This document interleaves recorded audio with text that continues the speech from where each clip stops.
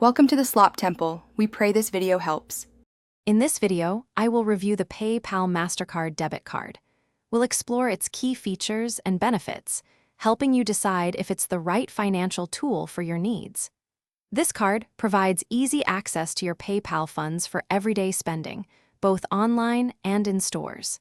It's a convenient option for managing your money directly from your PayPal account. This debit card offers a straightforward way to use your PayPal balance for purchases anywhere Mastercard is accepted. You can earn 1% cash back on eligible transactions, which adds up over time. Plus, it provides easy access to your funds at ATMs globally and comes with Mastercard's zero liability protection for peace of mind against fraudulent activity. It's designed for convenience and security.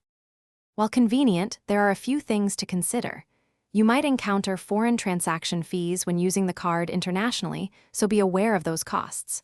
Also, while you can use ATMs, some machines might charge a fee if they are outside the network. Remember, this is a debit card, so it won't help you build a credit history, unlike a traditional credit card.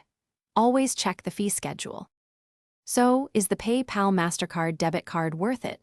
If you frequently use PayPal and want direct access to your balance with some cashback perks, it's a strong contender.